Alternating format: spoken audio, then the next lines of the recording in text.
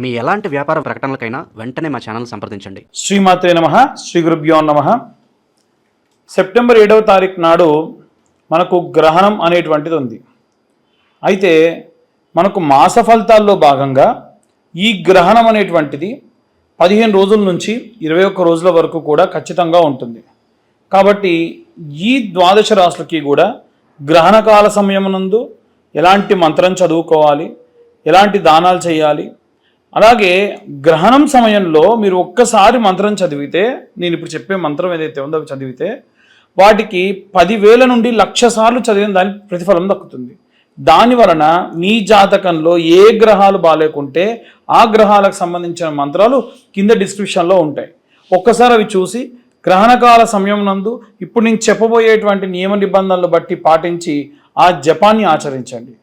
ఇక ద్వాదశ రాశుల వారికి కూడా ఉన్నటువంటి గ్రహ ఫలితాలు ఎలా ఉంటాయనే విషయాన్ని ఇప్పుడు మనం తెలుసుకుందాం. తదుపరి కుంభరాశి.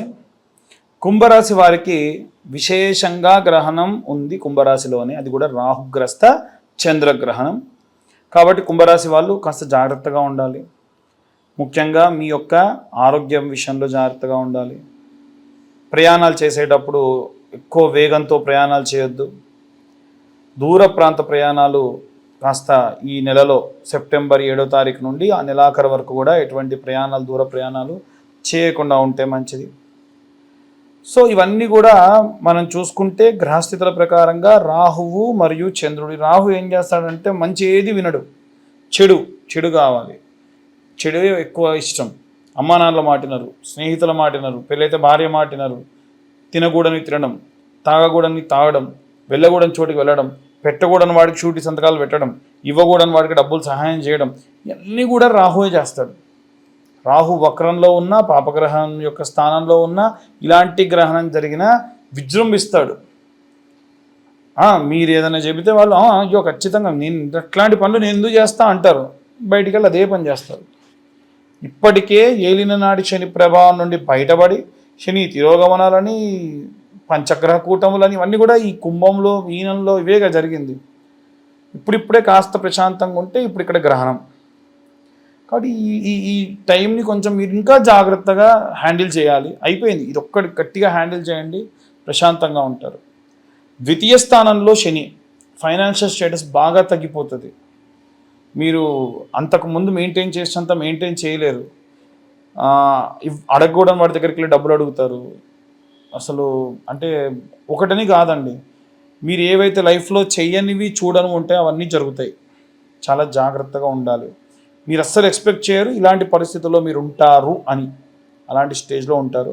5th హౌస్లో గురువు మీకు, అంటే అసలు ఇది సిచ్యువేషన్ కాదు, కానీ ఆ సిచ్యువేషన్లో మీకు ఏవైనా సరే గిఫ్ట్లు రావడం, ఏవైనా సరే పెళ్లి సంబంధితమైనటువంటి, అంటే మీ పరిస్థితి ఒక పక్క బాగాలేదంటే పెళ్లి సంబంధాలు వస్తున్నాయేంటి నాకు అనుకుంటారు. లేదు మీరు ప్రేమించిన వాళ్ళతో బ్రేకప్ అవ్వడం, ఇవన్నీ కూడా జరుగుతాయి. అలాగే ముఖ్యంగా ఈ యొక్క కుంభరాశి వారికి సంబంధించి 6th హౌస్కి వచ్చేసరికి శుక్రగ్రహ సంచారం ఉంది.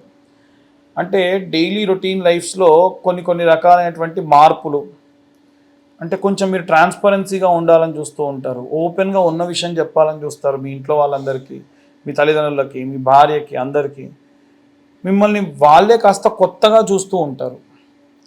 7th హౌస్లో సూర్యుడు, బుధుడు, కేతుగ్రహ సంచారం ఉండడం వలన వివాహం కాని వాళ్ళకి వివాహము, సంతానం కాని వారికి సంతానము, ఇవన్నీ కూడా అవుతాయి. వీటితో పాటు ప్రాబ్లం కూడా బ్యాక్ ఎండ్లో వస్తూ ఉంటుంది. 8th హౌస్లో మీకు కుజగ్రహ సంచారం చేయడం వలన, కుజుడు 8th హౌస్లో ఎప్పుడు కూడా పరివర్తన, అంటే ఇప్పుడు పరివర్తన అంటే ఏంటంటే మనం బ్యాడ్ నుంచి గుడ్కి రావడం కదా, వీళ్ళు గుడ్ టు బ్యాడ్ వెళ్తారు.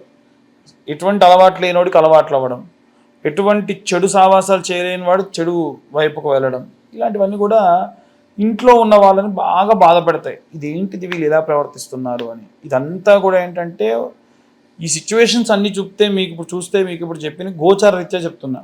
అదే కనుక మళ్ళీ మీ పర్సనల్ జాతకంలో మీ యొక్క దశ, అంతర్దశ, అష్టక వర్గ, నవాంశ, భావచక్రము, భుక్తి ఇవన్నీ కూడా చూస్తే ఇంకా డీటెయిల్గా చెప్పవచ్చు. 60-70 పేజీల్లో జాతకం ఇస్తాను నేను. మీ పేరు, మీ date of birth, time, place compulsory కావాలి. ఆసక్తి కలవారు ఎవరైనా సరే 2025 రూపాయలు ఛార్జ్ చేస్తా. 2025 రూపాయలు తీసుకొని మీకు జాతకం ఇవ్వడం జరుగుతుంది. ఈ నెల జాతకంతో పాటు ఈ యొక్క జ్వాలాముఖి మాల కూడా మీకు ఈ జాతకంతో పాటు మీ అడ్రస్కి కొరియర్ చేస్తా. జాతకం పీడిఎఫ్గా ఇస్తా, ఈ యొక్క అడ్రస్కి కొరియర్ చేస్తా. ఇక వీళ్ళు చదవలసిన మంత్రం ఏమిటి అంటే శని అరిష్టేతు సుసంప్రాప్తే శని పూజాంచకారయేత్ శని ధ్యానం ప్రవక్ష్యామి ప్రాణపీడోపశాంతే. ఈ మంత్రం కింద డిస్క్రిప్షన్లో ఉంటుంది, మీరు చూడవచ్చు. అలాగే అందరూ కూడా ఎలాంటి మంత్రాలు చదవాలి, నవగ్రహ మంత్రాలు కూడా కింద డిస్క్రిప్షన్లో ఇస్తాం. ఆ చదివిన మంత్రాలను మీరు జపతీర్థంగా ఎలా మార్చుకోవాలి, ఎలా మీరు ఆ జపతీర్థంగా మార్చుకొని ఎలాంటి దాన ధర్మాలు చేయాలి, అలాగే ప్రెగ్నెంట్ లేడీస్ ఎలాంటి జాగ్రత్తలు తీసుకోవాలి, ఇవన్నీ కూడా ఇప్పుడు మనం తెలుసుకుందాం. ఏంటో పంతులు గారు మీరు గ్రహణం అంటున్నారు, ఏదో జపం అంటున్నారు, మేము ఇంట్లో కూర్చొని ఉంటామండి, మాకు ఎలా చేసుకోగలుగుతాం మేము? ఇదంతా ఉత్తి ట్రాష్, ఏదో పంతులు బాగా క్యాష్ చేసుకోవడానికి చెప్తున్నాడు అని ఇంకోటి అంటాడు. అయ్యా ఇవన్నీ కూడా చూడండి బాగా ఒకసారి. ఈ జపం మీరే చేసుకొని ఆ తీర్థం మీరే తీసుకోవచ్చు. ఎలా అనేది ఇప్పుడు చెప్తున్నాను నేను. మీరు ఏ పంతుల దగ్గరికి వెళ్ళే పని లేదు. మీ ఇంట్లో మీరు కూర్చొని గ్రహణం జరుగుతున్నప్పుడు మీరే ఇది జపతీర్థంగా తీసుకోవచ్చు. మీరు లక్షలు ఖర్చు పెట్టినా సరే ఎవరు కూడా మీకోసం చేయనటువంటి పూజా విధానాన్ని మీరే చేసుకోవచ్చు అని చెప్తున్నా కదా. అదే ఎలా అనేది తెలుసుకుందాం. ముందు గ్రహణం ఎప్పుడు అంటే సాయంత్ర సమయంలో 8:58 నుండి ప్రారంభమై 1:50 వరకు జరుగుతుంది. ఈ గ్రహణ కాలం కంటే గంటన్నర ముందే భోజనాలు చేయడం పూర్తి చేయండి. అందరూ మగవాళ్ళందరూ కూడా, ఆడవాళ్ళు కూడా చేయొచ్చు కానీ మగవాళ్ళు చేస్తే మంచిది. వారందరూ కూడా ఒక గ్లాస్, ఆ గ్లాస్లో దర్భ, ఒక ప్లేట్లో ఒక దర్భ కింద వేసుకొని దానిపైన చాప వేసుకొని కూర్చోండి. అలాగే ఇంట్లో ఉన్నటువంటి అన్ని తినుబండారాల్లో కూడా దర్భ వేయాలి. నూనె పదార్థాల్లో దర్భ వేయాలి. అదేంటండి ప్యాకెట్ ఐటమ్స్ ఉంటాయి, మీ ఫ్రిడ్జ్లో పెట్టుకుంటారు, దానిపైన దర్భ వేయండి. ఇంట్లో ఓవర్ హెడ్ ట్యాంక్లో కూడా దర్భ వేయండి. మీ డాబా పైన దర్భ వేసుకోండి. సింపుల్, అంతకుమించి ఏం లేదు. ఈ పంతులందరూ కూడా దర్భ బాగా ప్రమోట్ చేస్తున్నారు. దర్భ వాల్యూ ఎంత ఉంటుంది? 10 రూపాయలు ఉంటుంది. దాన్ని మీరు ప్రమోట్ చేసే పని ఏం లేదు. కాబట్టి ఇది ఏ ప్రమోషన్ కాదు, మీ మంచి కోసం చెప్తున్నాం. సో గ్రహణం ప్రారంభమైన వెంటనే ఏం చేయాలంటే ఆచమనం చేయండి. మామూలుగా 3 సార్లు చేతిలో నీళ్లు తీసుకొని ఏ మంత్రం చెప్పే పని లేదు. వస్తే కేశవనామాలు, కేశవాయ నమః, నారాయణ నమః, మాధవాయ నమః, గోవిందాయ నమః, త్రివిక్రమాయ నమః, మత్సూదనాయ నమః, వామనాయ నమః, శ్రీధరాయ నమః, ఋషికేశాయ నమః, పద్మనాభాయ నమః, దామోదరాయ నమః, సంకర్షణాయ నమః, వాసుదేవాయ నమః, ప్రద్యుమ్నాయ నమః, అనిరుద్ధాయ నమః, దోక్షాయ నమః, నారసింహాయ నమః, అచ్యుతాయ నమః, జనార్దనాయ నమః, ఉపేంద్రాయ నమః, హరియే నమః, శ్రీకృష్ణాయ నమః. ఇవి కేశవనామాలు.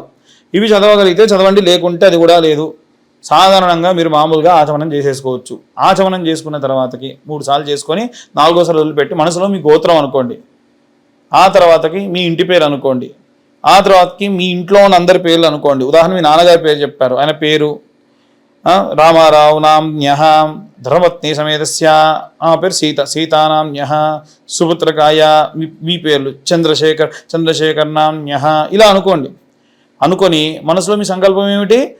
మా జాతకరీత్యా అంటే మమ జాతక సంపూర్ణ గ్రహదోష నివారణ సిద్ధ్యర్థం గ్రహణకాలే నవగ్రహ జపాక్యం కరిష్యే. చేతిలో నీళ్లు పోసుకొని వదిలేయండి. ఆ గ్లాస్లో దర్భ పెట్టిన గ్లాస్లో ఒక స్పూన్ వేసి దర్భ వేశారుగా, ఆ నీళ్లు తీసుకుని వదిలేయండి. ఇక కూర్చొని జపం చేయండి. దానం ఏం చేయాలంటే మరుసటి రోజు ఈ యొక్క గ్రహణమైన తెల్లారి ఏం చేయండి, బ్రాహ్మణోత్తములకి మేషరాశి వాళ్ళు, వృశ్చిక రాశి వాళ్ళు బాగా గుర్తుంచుకోండి. మేషరాశి వాళ్ళు, వృశ్చిక రాశి వాళ్ళు కేజీంబావు కందులు, కేజీంబావు బియ్యము, కేజీంబావు మినపగుండ్లు దానం చేయండి, మీ శక్తి కొద్దీ దక్షిణ పెట్టి. అలాగే వృషభ రాశి వాళ్ళు, తులారాశి వాళ్ళు కేజీంబావు బొబ్బెర్లు, కేజీంబావు బియ్యం, కేజీంబావు మినప్పండ్లు, మినపగుండ్లు బ్రాహ్మణులకు దానం చేయండి. అలాగే ఈ యొక్క కన్యారాశి వారు, అలాగే మిథున రాశి వాళ్ళు కేజీంబావు పెసర్లు, కేజీంబావు బియ్యము, కేజీంబావు మినపగుండ్లు బ్రాహ్మణులకు దానం ఇవ్వండి. కర్కాటక రాశి వాళ్ళేమో కేజీంబావు మినపగుండ్లు, కేజీంబావు బియ్యము దానం ఇస్తే చాలు. అదే సింహరాశి వాళ్ళైతే కేజీంబావు మినపగుండ్లు, కేజీంబావు మినుములు, కేజీంబావు గోధుమలు బ్రాహ్మణులకు దానం ఇవ్వాలి గ్రహణమైన తెల్లారి. మరి మీనరాశి వాళ్ళు, అలాగే ధనుస్సు రాశి వాళ్ళు ఏం చేయాలనంటే కేజీంబావు శనగలు, కేజీంబావు బియ్యము, కేజీంబావు మినపగుండ్లు గ్రహణం తెల్లారే బ్రాహ్మణులకు దానం ఇవ్వండి. ఇక కుంభరాశి వాళ్ళు, అలాగే మకర రాశి వాళ్ళు కేజీంబావు తెల్ల నువ్వులు, కేజీంబావు బియ్యము, కేజీంబావు మినుములు ఏదన్నా తెల్ల వస్త్రంలో పెట్టి బ్రాహ్మణులకు దానం ఇవ్వండి. వాళ్ళు నువ్వులు తీసుకోలేము, నువ్వులు తీసుకోమంటే కేజీంబావు బెల్లం ఇవ్వండి. లేదు నూనె తీసుకుంటా అంటే కేజీంబావు వంట నూనె ఇవ్వండి. అది కూడా శనిదానం కిందకే వస్తుంది. బ్రాహ్మణులకు వంటకు వాడుకుంటారు. నువ్వుల బదులుగా ఇవి రీప్లేస్ చేసుకోవచ్చు.